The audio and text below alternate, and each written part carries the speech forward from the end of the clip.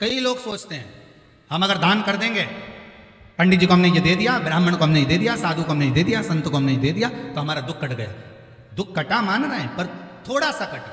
पर अगर तू दान दे, पुण्य कर, संकीर्तन कर, सत्संग कर, तुझा मन पड़े जो दे, पर साथ में भगवान का नाम तो ले। नाम ले नहीं रहा और के दुख कट जाए, तो ऐसा कहां कट जाए? सीता जी के हाथ का भोजन क्यों नहीं करना चाहते हो? राम जी ने पूछा तो देवऋषि नारद बोले बात ऐसी है कि इन्होंने द्वादशी के दिन माता सीता के पल्लू से तुलसी का पत्ता टूट गया था। द्वादशी। ओहो,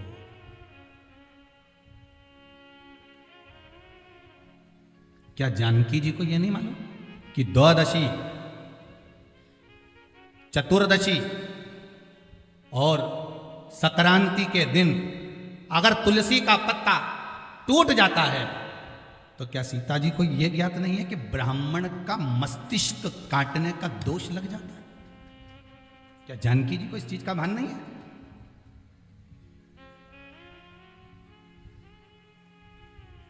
कौन कौन सी तिथि बताइए, जम के बोलते जाओ। द्वादशी, चतुर्दशी और संक्रांति। महाराज अगर जानकी जी को इस चीज का भान होना चाहिए, ब्राह्मण की हत्या का दोष, ब्राह्मण के शीश कटने का दोष तक लग जाता है। देवऋषि नारद कहते हैं आपको मालूम नहीं, कार्तिक के महीने में अगर एक आंवले के वृक्ष की पत्ती का नोचन किया जाता है तो भगवान विष्णु के शीश कटने का दोष लगता है।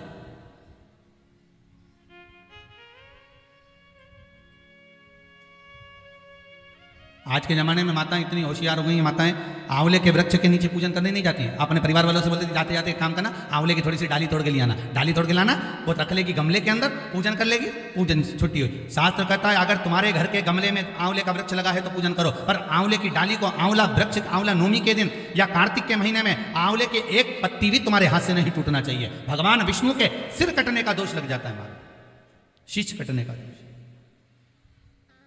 भगवान विष्णु के शीश कटने का।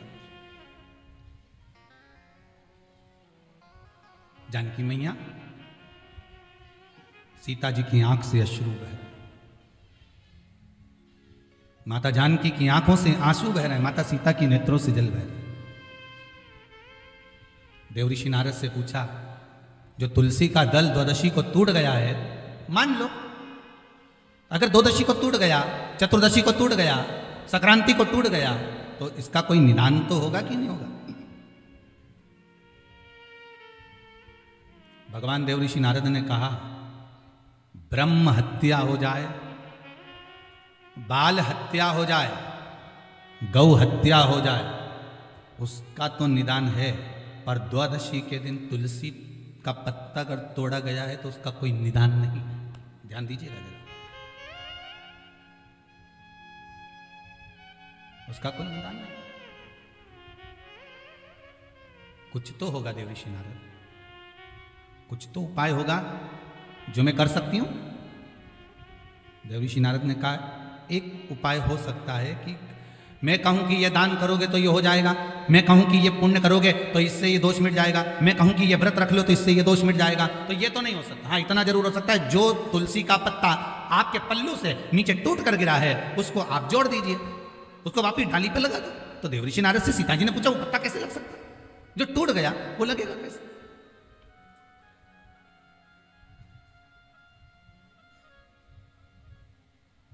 जो पत्ता मान लो टूट चुका है तो वो डाली पर लगेगा कैसे? देवऋषि नारद, नारद जी ने कहा,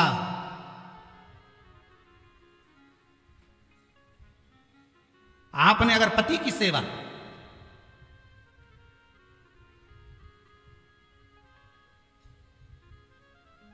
करी है और अपने पहले पति को समर्पित कर कर जो भी ग्रहण करा वो पति को समर्पित कर कर करा है, तो फिर पति की सेवा करी, पति को परमेश्वर माना, और जो भी आपने ग्रहण किया, जो भी आपने स्वीकार किया वो पति को समर्पित कर कर करा है, तो यह पक्का है कि वो तुलसी का पत्ता जुड़ जाएगा। इतने में तो सीता जी बोली, मैंने आज तक कोई भी सामग्री बिना पति के तो खाई नहीं, यहां तक वस्त्र भी पहनती हूं तो पहले पति का स्पर्श करा लेती हूं।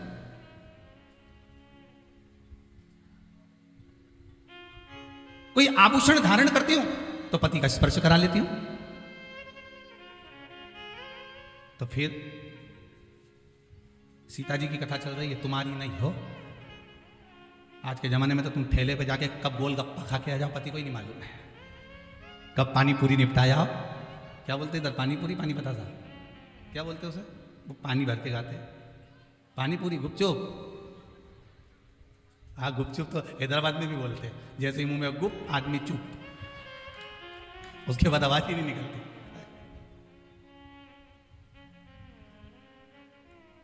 अब कहाँ खा कर आ गए, तुमको तो पति को ही नहीं मालूम पड़ता बेचारे को कि खाया कि नहीं खाया, कहाँ गई थी, क्या करा।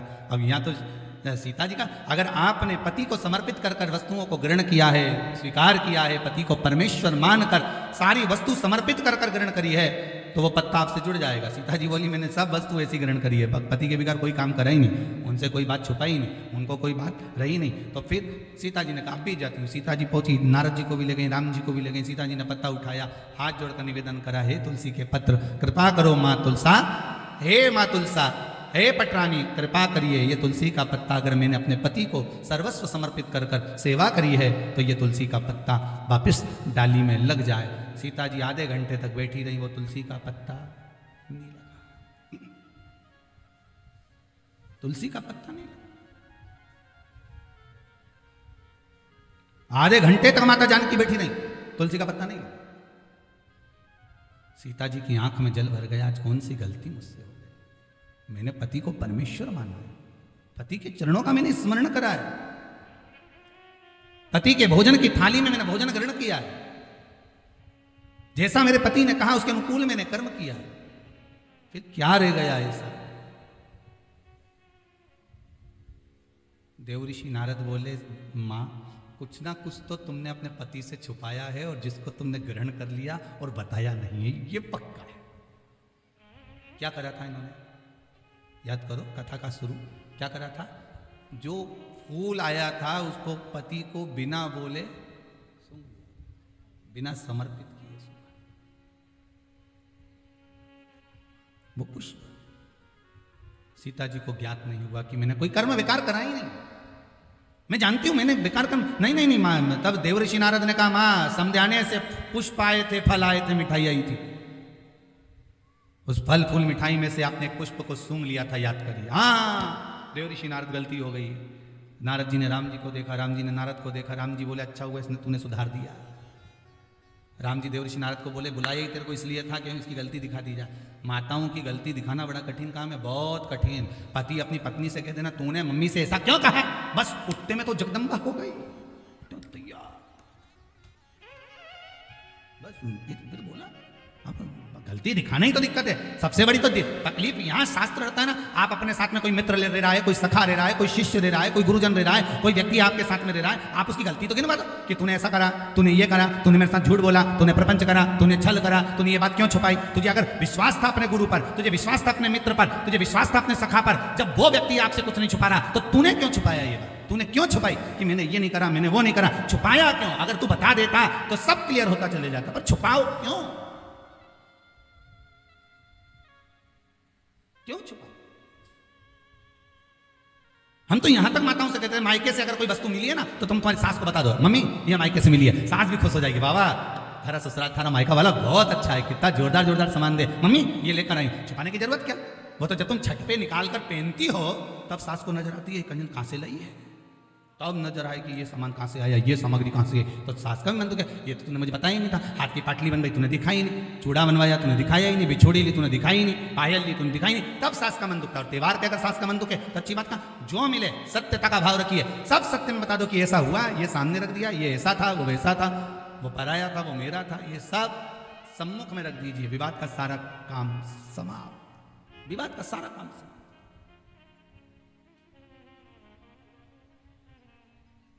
विवाद हम उत्पन्न करते हैं।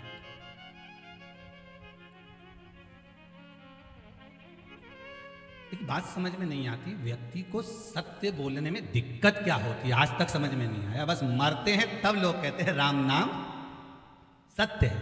अब जो मरा है वो उठ के सत्य बोलेगा क्या, तो जीते जी बोलो ना।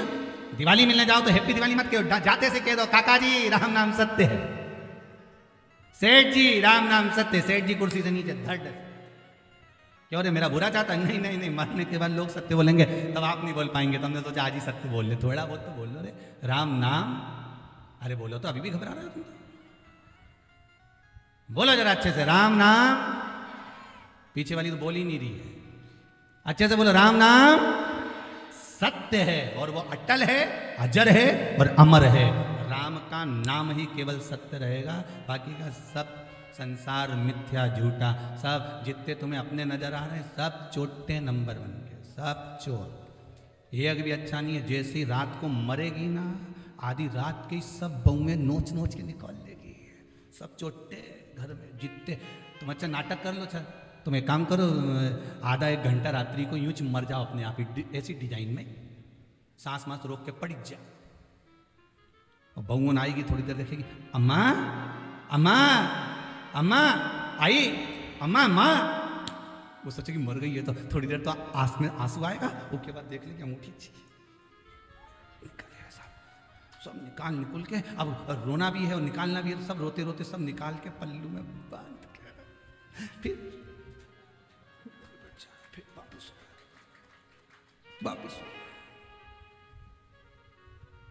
कितने चोटों के बीच में रहना पड़ता है। सबसे बड़े चोर होते हैं अपने, दूसरा कोई नहीं चोर है, सब अपने।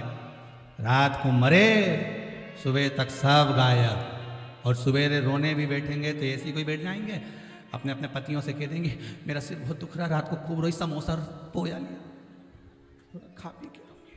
मालूम पड़े समोसा पोया आया, फिर थोड़ा बहुत बच्चों के लिए, मैं नहीं खाऊंगी, बच्चे खा लेंगे। 10 बजे तक ले जाएंगे टोकरी को, बुढ़िया को 10 बजे तक ले जाएंगे, बुढ़ी अम्मा को चल जा। और बाजार से सब सामान लाल हुआ के इन्होंने रात के बच्चों को खिलाने के बहाने खुद समोसा खा गई, इडली सांभर सब निपटा गई, फिर आके रोने बैठी। संसार के लोग इतने लूटे। बावारी दुनिया मतलब की दुनिया में किसी का कोई नहीं। कौन किसका? माता सीता के संग हजारों सखी, जब हरण हुआ तब कोई नहीं। वावारी दुनिया मतलब की दुनिया में किसी का कोई नहीं। कौन किसका है? सुख के साथी हजारों थे, जब दुख पड़ा तब कोई नहीं। वावारी दुनिया मतलब की दुनिया में किसी का कोई नहीं। सब अपने नजर आते हैं, मेरा है ये, मेरा है ये, मेरा है। आखिरी में कोई किसी का नहीं। कौन किसका? कहा, कितना सुंदर भाव कहा है, तन पिंजरे को छोड़ कहीं, तन पिंजरे को छोड़ कहीं, उड़ जाए ना प्राण परिंदा रे। भज राधे गोविंदा रे पगरे, भज राधे गोविंदा।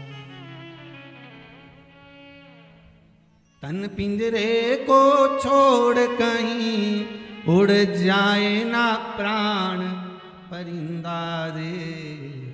भज राधे गोविंदा रे पगरे, भज राधे गोविंदा।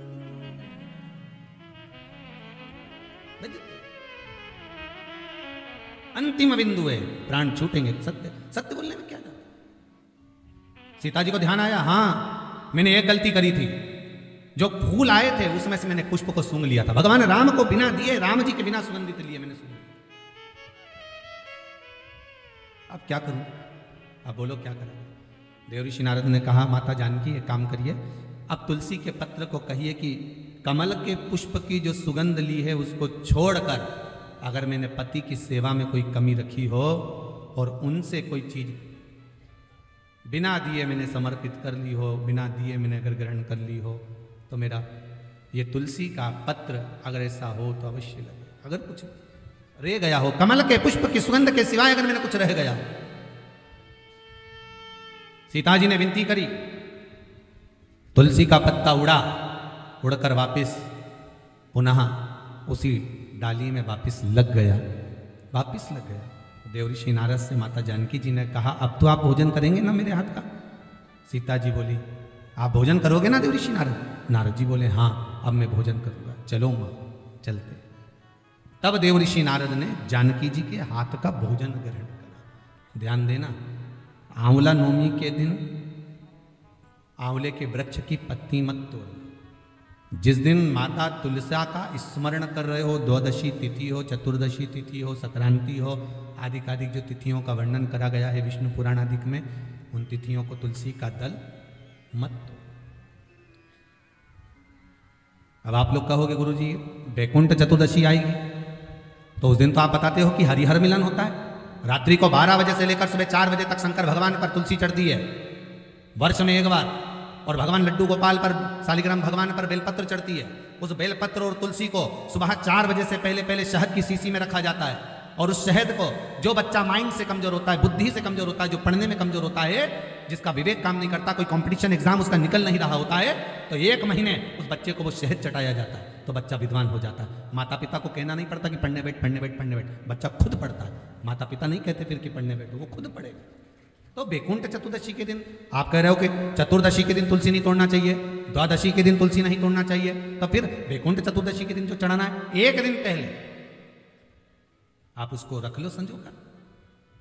शिव महापुराण की कथा तो यहां तक कहती है कि अगर आप सोमवार का व्रत करते हो, संकट सोमवार का व्रत करते हो, 16 सोमवार का व्रत करते हो, और आप सोमवार के दिन अगर बेलपत्री के वृक्ष से बेलपत्र तोड़ रहे हो तो उसका भी दोष है महाराज, उसका भी दोष है। 1 दिन पहले तोड़। कई लोगों की तो आदत रहती है आज सोमवार है आज ही पत्ती तोड़वाएंगे, उसका दोष लगता है भगवान। कई लोग कहते हैं महाराज जी, एक माता जी ने लिखकर भेजा था, व्हाट्सएप पर भेजा हुआ था समिति के, कि गुरुदेव हम सारे उपाय करते हैं इसके बाद भी हमको तकलीफ क्यों रहती है, कारण क्या है उसका? उसका कारण कोई दूसरा नहीं, देवताओं पर कभी दोष मत देना, कारण हमारा अपना होगा कि हम, हमारा कार्य क्यों नहीं हो रहा, उसका कारण हम खुद हो सकते, हम खुद हो सकते। भगवान क्यों नहीं मिलता, उसका कारण हमारा खुद का है। जैसे मान लो कोई तुमसे कहे कि भैया देखो ये सामान मिला ना, और ये सामान मिलाकर एक ये औषधि तैयार करना, और औषधि में तुम ये नींबू निचोड़ लेना, और नींबू निचोड़ कर जब तुम खाओगे तो तुम्हें आराम लग जाएगा, जब तुम पाओगे तो तुम्हारा रोग, तुम्हारी बीमारी है वो समाप्त हो जाएगी। अब तुमने तो खाया, उसके बाद भी तुम्हारा रोग समाप्त नहीं हुआ, बीमारी समाप्त नहीं हुई, तो तुम क्या कहोगे? उसने तो गलत बता दिया। बोलोगे कि नहीं बोलोगे? तो वो पूछेगा क्यों, मैंने बताया था तुमको ये लेना ये लेना ये लेना, साथ में नींबू निचोड़ना, नींबू निचोड़कर उसका रस उसमें मिलाकर खा लेना, उससे तुम ठीक हो जाओगे। फिर ठीक क्यों नहीं हुए, उसका कारण क्या था? तुमने तो गारंटी ली थी कि मैं ठीक हो जाऊंगा, फिर गारंटी में गया कहाँ, आखिर वो गारंटी गई कहाँ? जब सियोर वाला महाराज इतना छाती ठोक ठोक के कहे कि ये करो इसके करने से ये फल मिलेगा, ये करो इसके करने से ये फल मिलेगा, फिर हमारा काम क्यों नहीं हुआ, हमें दुख क्यों मिला, हमें तकलीफ क्यों मिली, उसका कारण समझ लेना। तुमने तो कहा था कि नींबू निचोड़ना, ये दवाई खा लेना, तो आखिर वो दवाई असर क्यों नहीं करी? तो उन्होंने पूछा बताओ क्या क्या करा? हमने ये लिया ये लिया ये लिया, उसके बाद हमने नींबू काटा, नींबू काट के हमने नींबू निचोड़ा, नींबू निचोड़ के हमने फिर खाया, और हमारी बीमारी तो मिटी, सबकी बीमारी मिट गई। फिर तू क्यों रह गया? भगवान शंकर ने सबका सुना, फिर तू क्यों रह गया? तुझे दुख क्यों आ गया, तुझे तकलीफ क्यों आ गई? फिर से बता कि मैंने ये डाला ये डाला ये डाला, नींबू निचोड़ा, फिर उसको खाया, पर मुझे आराम नहीं लगा, उसका कारण क्या है? तो फिर जिसने दवाई बताई थी उसने पूछा ये बता कि तूने नींबू निचोड़ा तो कैसे निचोड़ा? कि ऐसे ही निचोड़ा। नहीं नहीं, नींबू तूने निचोड़ा तो निचोड़ा कैसे? अरे तो उसको काटा। अच्छा, तो काटा कैसे? कि लोहे के चक्कू से काटा। बस दवाई वाले ने कह दिया, वो चक्कू जो था ना वो लोहे का था, और लोहे के चक्कू का जो उसमें पदार्थ लग चुका था, और लोहे के चक्कू का उसमें जो जंग था वो आ गया था, और वो निचोड़ने पर पूरी दवाई का नाश कर दिया, इसलिए तेरा काम नहीं हुआ। नींबू निचोड़ना था तो जैसे लोग वो कांदा नहीं रहे, कांदा कैसे फोड़, ऐसे नींबू को फोड़ गए और उसका रस निकाल कर, वो प्याज होता ना, प्याज को काट की जगह ऐसे फोड़ दिया, अब उसका रस निकाल कर तुझे नींबू का रस निकाल कर घोट के पी। अब की बार उसने वही करा, ना चक्कू से काटा ना तलवार से काटा, उसने नींबू को डोचा, उसका रस निचोड़ा, खाया, वो ठीक हो गया, रोग समाप्त।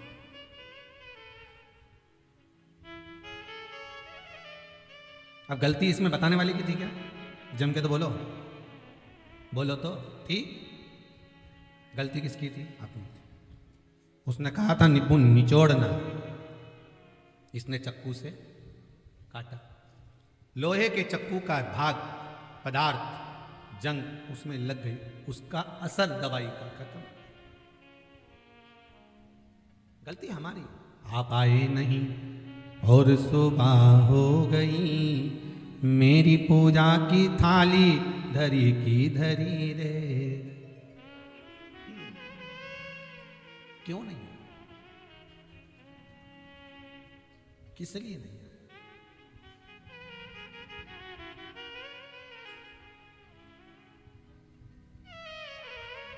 कारण क्या है आप नहीं आए उसमें? आप आते क्यों नहीं आए? उसका कुछ कारण होगा, कुछ कारण। वो कहते हैं एक झोली में फूल भरे हैं, एक झोली में कांटे, तेरे बस में कुछ भी नहीं, वो बांटने वाला बांटे। अरे कोई कारण होगा।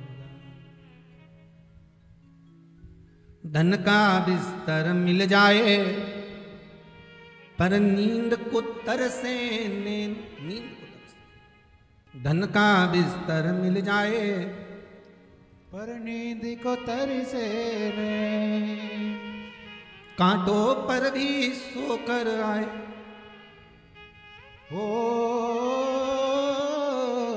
कांटों पर भी सोकर नहीं, किसी के मन को चैन। अरे कोई कारण होगा, अरे कोई कारण होगा।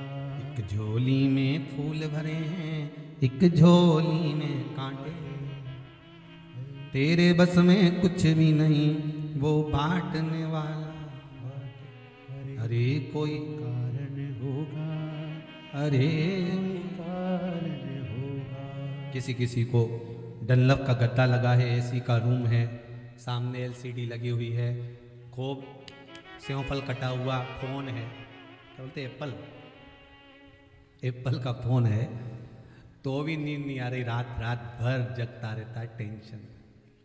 और कोई कोई जिसके पास में कुछ भी नहीं, रोड पर सो रहा है, ठेला गाड़ी पर, हाथ गाड़ी पर सो रहा है, रिक्शे में सो रहा है, चैन की नींद सो।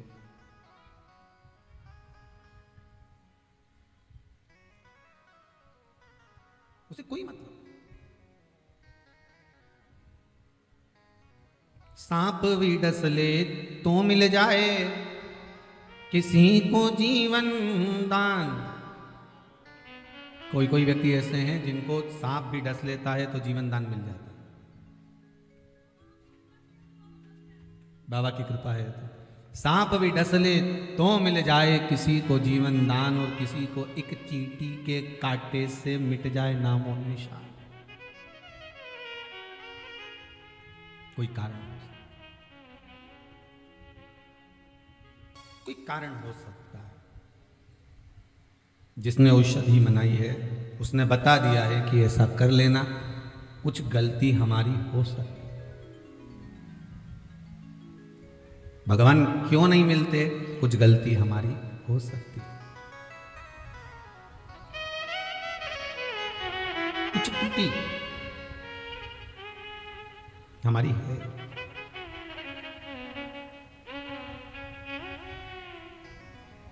देखिए, बिंदुक नाम का ब्राह्मण होकर अपने कर्म से वंचित है, और केवल एक बिंदुक नहीं, ऐसे कई ब्राह्मण हैं, ब्राह्मण कुल में जन्म ले लिया पर यज्ञोपवीत तक धारण नहीं करते, मस्तक पर तिलक नहीं लगाते।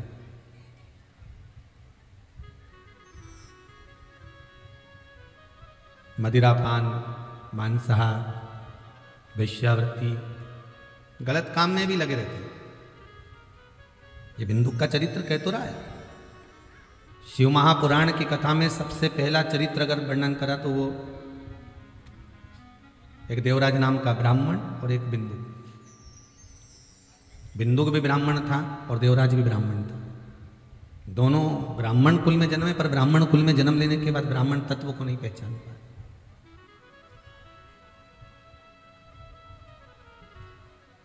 एक बात इस व्यासपीठ से जरूर कहेंगे, सारी 84 लाख योनियां काटने के बाद मनुष्य की देह मिलती है, और 84 लाख योनियां काटने के बाद मनुष्य की देह मिलती है, और मानव की देह मिलने के बाद भी अगर ब्राह्मण का जन्म मिल जाए तो उससे बढ़कर कोई सुख नहीं। और उस ब्राह्मण के जन्म को पाने के बाद अगर आप उसको गंवा दो मदिरा पान में, मांसाहार में, वेश्यावृत्ति में, जुए में, तो ये आपका जीवन फिर वापिस नरकों से भी बदतर हो जाता है, नरकों से भी।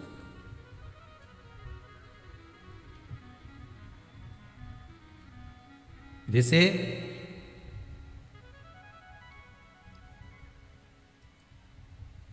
बेलपत्री का अग्रभाग, जैसे ये बेलपत्र है मान लो, इस बेलपत्र का ये जो अग्रभाग होता है, जहां से पत्ती का आप अगर देखेंगे, स्मरण करेंगे, बेलपत्र कभी आपके हाथ में लेंगे तो बेलपत्री में जो रेशे निकलते हैं उस रेशे का सबसे अग्रभाग अगर देखेंगे तो चंद्र बिंदु जैसा दिखेगा।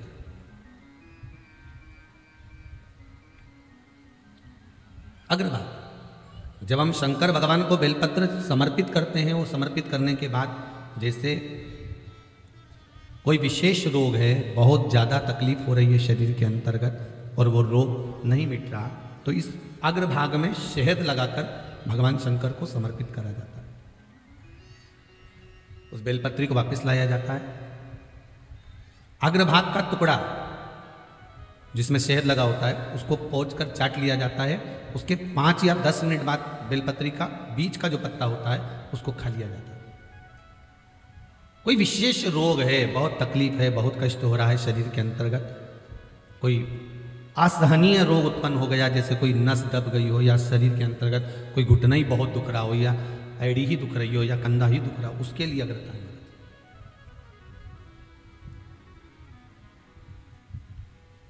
और ये कभी भी कर सकते हो, किसी भी, जैसे कमलगट्टे का जल आप भगवान शंकर को कभी भी चढ़ा सकते हो। ये नहीं कि इसी दिन चढ़ाना है आपको, आप तो किसी भी दिन आप भगवान शिव के मंदिर जाएं, किसी भी दिन अगर भगवान शंकर को आप जल समर्पित कर रहे हैं तो उसका एक सुख है।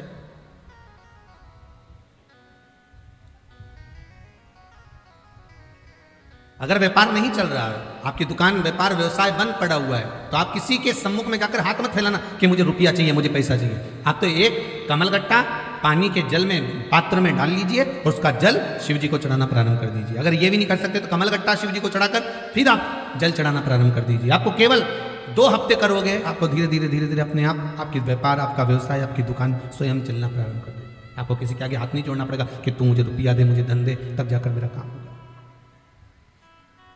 शिव भक्ति आप जो समर्पित करते हैं भगवान शंकर उसे स्वीकार। शिव भक्ति। बिंदु का ब्राह्मण था, देवराज ब्राह्मण था, पर ब्राह्मण कर्म से वंचित हो गया था और ब्राह्मण कर्म से वंचित हुआ, चोरी का धन लेकर आया तो कहीं दीवार पर से नीचे कूद रहा था, पानी के अंदर चले गया। शिव महापुराण की कथा कहती है 3 तरह से मरे हुए व्यक्ति को मोक्ष नहीं है। पहला पानी में डूबकर मरा हुआ, दूसरा सर्प के डसे से मरा हुआ, तीसरा स्त्री के हाथ से, नारी के हाथ से मरा हुआ। ये 3 तरह से मरे हुए व्यक्ति को मोक्ष नहीं मिलता।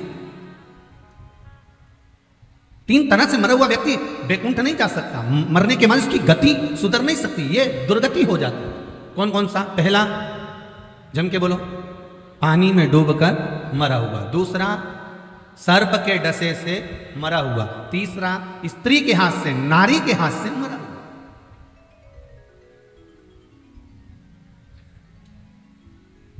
हम कई बच्चों को समझाते हैं, कई बच्चों को हमने समझाया।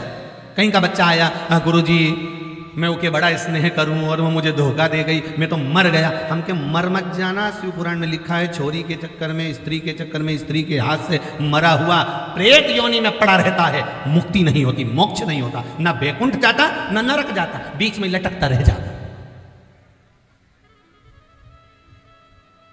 क्यों अपनी गति बिगाड़ना?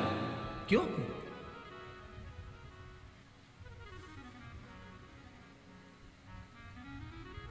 महाराज फिर कहा,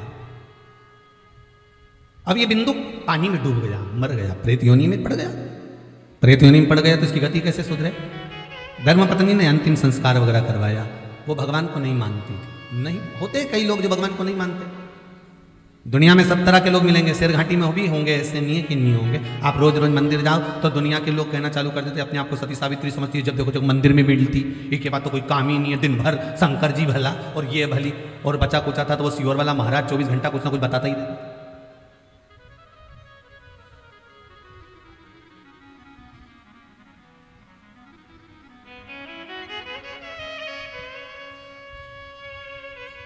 अच्छा, जैसे मेरे शंकर भोले उसी तरह उनका भक्त भी भोला। ओके, कोई से मतलब नहीं कौन क्या कह रहा है, क्या कहेगा, क्या बोलेगा। इसने तो बस भगवान का पूजन करना चालू करा, कहीं दूध चढ़ाए, कहीं सामग्री चढ़ाए, कहीं पत्ती चढ़ाए, कहीं फूल चढ़ाए, कहीं कुछ चढ़ाए। पंडित जी भी समझाए मत चढ़ा, तो हाथ जोड़ू मेरे को कल्याण दे, नहीं मैं तो कर।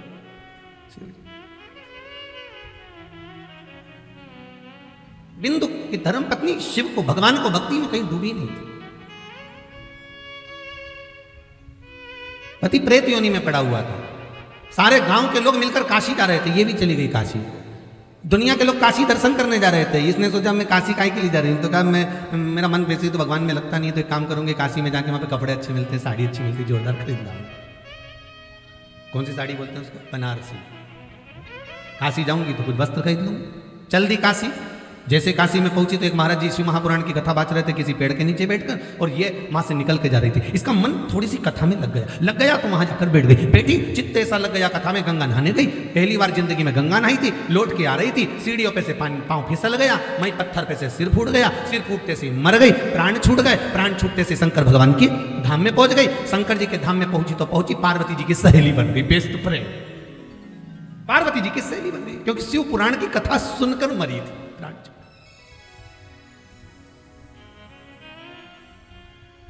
शिव महापुराण की कथा सुनकर प्राण छूटे थे।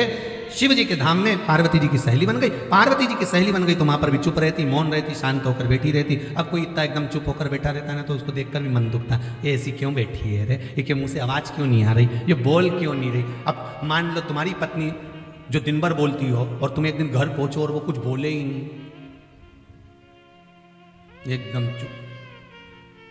पति के टेंशन होगा कि नहीं होगा?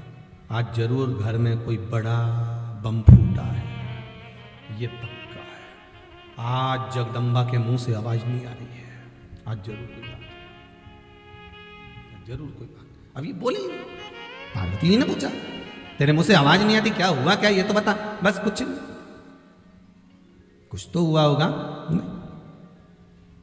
पार्वती जी ने कई बार पूछा, तब जाकर चंचुला देवी बोली मेरा पति बिंदुक प्रेत योनि में पड़ा, उसको प्रेत योनि से मुक्त करना है। प्रेत योनि से मुक्त? हाँ। पार्वती जी बोली एक बार शिव महापुराण की कथा करवा ले, प्रेत योनि से मुक्त हो जाए। कौन करेगा? देवर्षि नारद। नारद जी के यहां पहुंचे तो नारद जी से कहा आप कथा कह दोगे क्या? नारद जी बोले मुझे तो श्राप लगा, एक जगह बैठ नहीं सकता। ऐसा श्राप ना जाने कहीं कितों को लगा रहता, थोड़ी देर बैठते फिर थोड़ी देर में इधर चले जाते, फिर उठे फिर गए।